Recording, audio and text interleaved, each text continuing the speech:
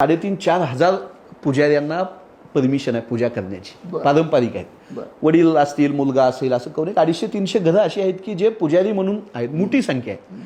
आत्ता जे ह्या 2-3-4 दिवसामध्ये जे काही पुजारी पकडले ड्रग्सच्या आरोपामध्ये, असं म्हणणं आहे त्यांची हाताच्या बोटावर मोजण्या इतकी संख्या आहे.